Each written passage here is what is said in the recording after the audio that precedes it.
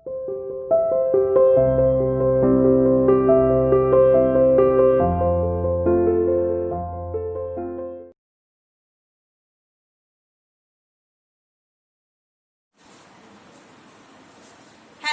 Morning student, welcome to CR international school online classes. बच्चों, मैं आपकी हिंदी की टीचर उपस्थित हूँ आपके सामने आपको हिंदी पढ़ाने के लिए। बच्चों, वीडियो को स्टार्ट करने से पहले आप सभी प्यारे प्यारे बच्चों को आज क्या है बच्चों, स्वतंत्रता दिवस यानी 15 अगस्त है ना, क्योंकि 15 अगस्त को हम स्वतंत्रता दिवस के रूप में सेलिब्रेट करते हैं, मनाते हैं। आप सभी प्यारे प्यारे बच्चों को 15 अगस्त यानी स्वतंत्रता दिवस की हार्दिक शुभकामनाएं।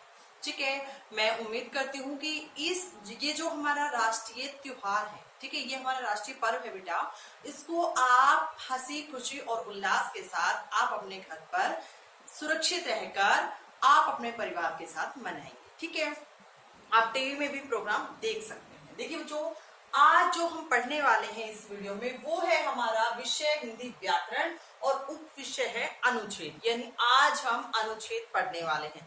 इससे पहले हमने हिंदी रीडर का वर्क किया था जो पार्ट 4 था, क्या है बिजली, और वो चैप्टर हमारा कंप्लीट हो गया। उसकी एक्सरसाइज, क्वेश्चन आंसर और चैप्टर को समझने में, पढ़ने में अगर किसी बच्चे को कोई प्रॉब्लम आ रही है तो आप मुझे कॉल या व्हाट्सएप कर सकते हैं। ठीक है, वीडियो को स्टार्ट करते हैं।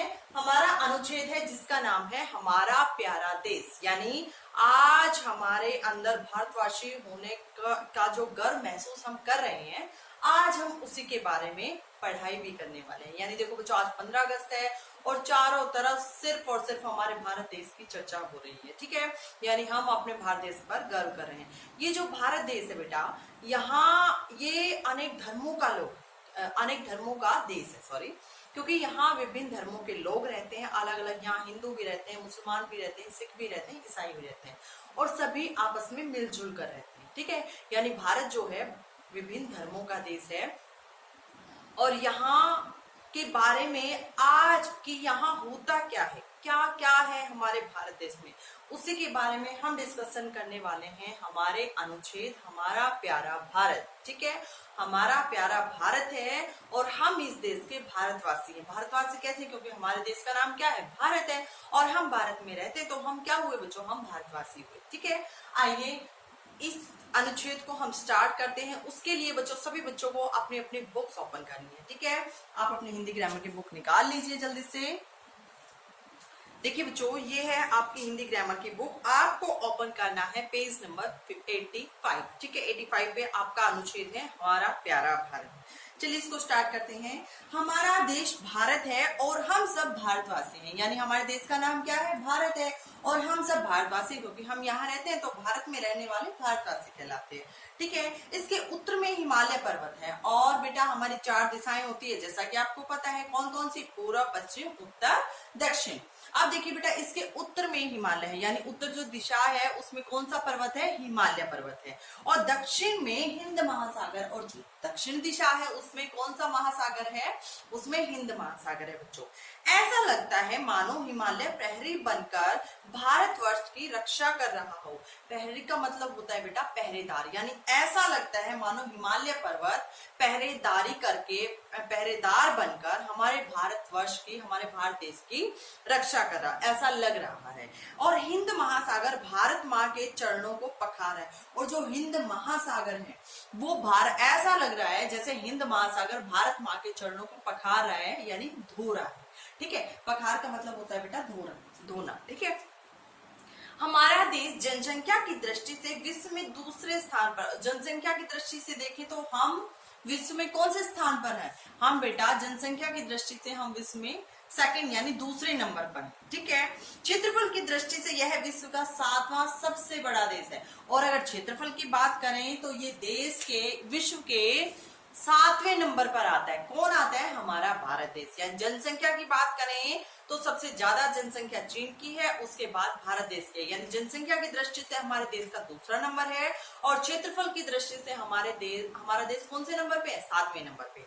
ठीक है, हमारे देश में अलग अलग धर्म के लोग रहते हैं, यानी हमारे देश में अलग अलग धर्म के लोग रहते हैं, अलग अलग ये जो क्या कहते हैं रिलीजन के धर्म लोग रहते हैं, ठीक है। वे सब आपस में मिलजुल कर रहते हैं और सभी धर्मों के जो लोग हैं, चाहे हिंदू है, मुस्लिम है, सिख है, ईसाई है, किसी भी धर्म के लोग हैं, तो वो आपस में मिलजुल कर रहते हैं, एक साथ रहते हैं। आपने देखा होगा हम ईद भी मनाते हैं, होली भी मनाते हैं, दीपावली भी मनाते हैं, यानी हम जब आपस में जो हमारी सोसाइटी है, जो हमारा समाज है, उसमें सभी प्रकार के लोग रहते हैं, सभी धर्मों के लोग रहते हैं और वो सभी त्योहारों को एंजॉय करते हैं। क्या हम ईद की खुशी नहीं मनाते? मनाते हैं, है ना। और क्या हम क्रिसमस नहीं मनाते? मनाते हैं। और क्या जो ईसाई जो लोग हैं, क्या वो होली दीपावली इनका सेलिब्रेट नहीं करते? वो जो सोसाइटी में रहते हैं, वो सभी धर्मों के जो लोग हैं, वो सभी धर्मों के जो फेस्टिवल होते हैं उनको एंजॉय करते हैं और आपस में मिलजुल कर रहते हैं, ठीक है। जब कभी विपत्तियां आती है, विपत्तियां का मतलब होता है बेटा मुसीबत। जब भी कभी मुसीबत आती है तब सब मिलकर उन विपत्तियों का सामना करते हैं, और जब भी कोई प्रॉब्लम आती है तो सभी धर्मों के लोग मिलकर उन प्रॉब्लमों का सामना करते हैं, उन समस्याओं का सामना करते हैं, उन विपत्तियों का सामना करते हैं। विपत्तियों का मतलब होता है बच्चों समस्याएं, यानी जिसको इंग्लिश में हम कहते हैं प्रॉब्लम, ठीक है। भारतवर्ष में ऐसे अनेक दर्शनीय स्थान है। दर्शनीय का मतलब होता है बेटा देखने योग्य। दर्शनीय का मतलब क्या होता है? देखने योग्य। यानी भारतवर्ष में ऐसे बहुत से स्थान हैं जो दर्शनीय है, यानी देखने योग्य हैं, जिन्हें देखने के लिए दुनिया भर के लोग साल भर आते रहते हैं। और जिन्हें देखने के लिए, क्योंकि दुनिया में जो अलग अलग जो देश हैं, उनके मन में हमारे देश के प्रति इतनी श्रद्धा है, विश्वास है, और हमारे देश में जो जो दर्शनीय स्थल है उनको देखने के उनके अंदर जिज्ञासा है, यानी उनके बारे में जानने की जिज्ञासा है, जानने की क्या कहते हैं उसको, जानने की जिज्ञासा है, मतलब जानने के इच्छुक हैं वो, ठीक है। यानी हमारे जो दर्शनीय स्थान है उनको देखने की उनके अंदर अभिलाषा है, इच्छा है, और जितने भी हमारे दर्शनीय स्थल हैं उन सभी को देखने की, उनके बारे में जानने की उनके अंदर जिज्ञासा है, मतलब जानने के इच्छुक हैं, ठीक है। विश्व के 7 अजूबों में से एक ताजमहल भारत में ही आगरा में स्थित है, और जो 7 अजूबे हैं इस दुनिया के, उसमें आगरा जो है, विश्व में 7 अजूबे हैं बेटा, सुना है ना, विश्व में 7 अजूबे हैं, और उनमें से जो एक है ताजमहल, वो हमारे भारत देश यानी आगरा में ही है। और ये इस पर हमें प्राउड करना चाहिए, गर्व महसूस करना चाहिए, जिसे देखने के लिए विदेशी लोग हमारे देश में आते हैं, ठीक है। जयपुर का हवा महल, और ऐसे ही कौन सा है, जयपुर में एक हवा महल है, ठीक है। लखनऊ की भूल भुलैया, और लखनऊ में एक ऐसी भूल भुलैया जिसे देखने के लिए भी लोग बाहर से आते हैं। अमृतसर का स्वर्ण मंदिर, और अमृतसर में एक स्वर्ण मंदिर है जिसको हम इंग्लिश में गोल्डन टेम्पल के नाम से भी जानते हैं, ठीक है। आदि ऐसे अनेक स्थान है जहां लोग बार बार जाना पसंद करते हैं, यानी ऐसी बहुत सी जगह है जहां लोग बार बार जाना पसंद करते हैं, यानी एक बार जाने के बाद भी उनका जो मन है वो उस जगह से नहीं भरता, वो बार बार इस जगह को देखने के इच्छुक होते हैं, ठीक है, यानी बार बार वहां जाना पसंद करते हैं।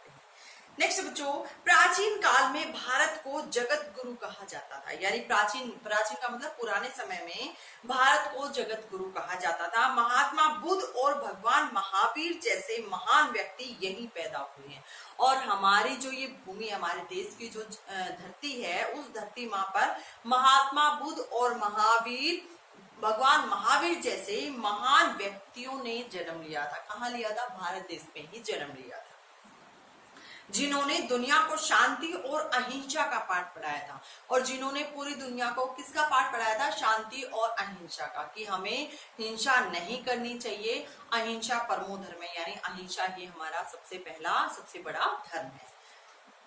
आज भी भारत के इंजीनियर और डॉक्टर देश विदेश में भारत का नाम ऊंचा कर रहे हैं, और आज भी बेटा आप देखोगे कि देश विदेश में, यानी बाहर जो और हमारे जो पड़ोसी देश हैं, वहां आप देखोगे कि हमारे यहाँ से डॉक्टर इंजीनियर वहां जाकर हमारे देश का नाम रोशन करते हैं, ठीक है।